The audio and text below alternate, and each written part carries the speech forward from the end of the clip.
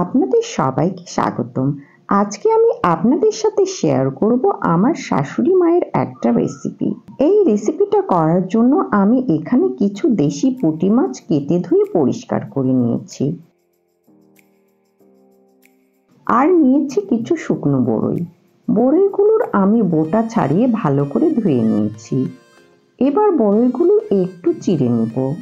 এই শুকনো বড়ইগুলো দিয়েই আজকে আমি পুঁটি মাছ রান্না করব। এখন আমি চুলায় একটা প্যান বসিয়েছি। প্যানটা গরম হলে দিব 1/3 কাপ সরিষার তেল। তেলটা গরম হলে দিব একটা তেজপাতা, এক টুকরো দারুচিনি, একটা ছোট এলাচ আর সামান্য আস্ত জিরা। এবার মশলাগুলো তেলের মধ্যে কয়েক সেকেন্ড ভেজে নিব। এতে করে তেলের মধ্যে মশলার সুন্দর একটা ফ্লেভার ছড়াবে। তারপর দিব কিছু পেঁয়াজ কুচি। এবার পেঁয়াজ কুচিটাকে বাদামি করে ভেজে নিব।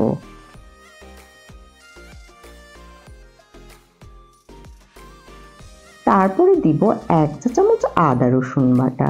এবার আদা রসুনের কাঁচা গন্ধ চলে যাওয়া পর্যন্ত এগুলো ভেজে নিব। তারপর দিব 1 চা চামচ জিরার গুঁড়া, 1/3 চা চামচ হলুদ, 1 চা চামচ লাল মরিচের গুঁড়া, 1/2 চা চামচ লবণ। এবার সবকিছু ভালো করে মিশিয়ে নিব।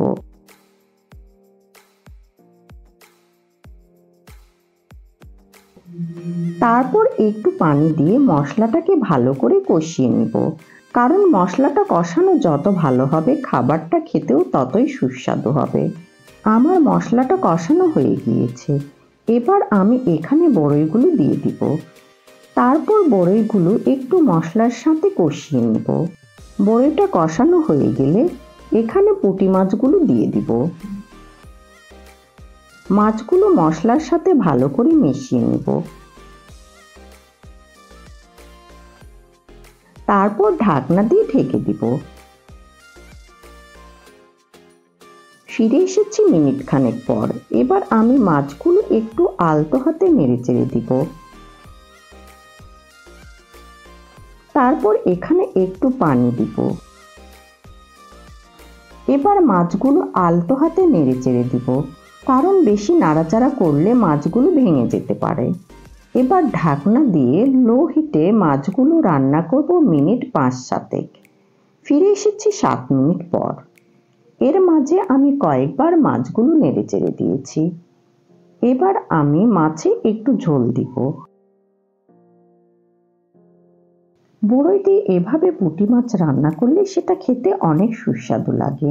মিনিট 3 জাল করার পর আমার রান্নাটা হয়ে গিয়েছে। এবার চুলা থেকে নামানোর আগে আমি এখানে দিয়ে দিব সামান্য ভাজা জিরার গুঁড়া। এই ভাজা জিরার গুঁড়াটা দেবার কারণে খাবারের টেস্ট বহুগুণ বেড়ে যাবে।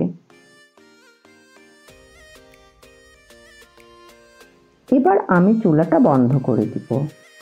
আমার রেসিপিটা যদি ভালো লেগে থাকে প্লিজ একটা লাইক করবেন, আর এরকম আরও মজার মজার রেসিপি পেতে আমার চ্যানেলটা সাবস্ক্রাইব করবেন, আর আমার পেজটাও ফলো করবেন। আপনারা সবাই ভালো থাকবেন। আল্লাহ হাফেজ।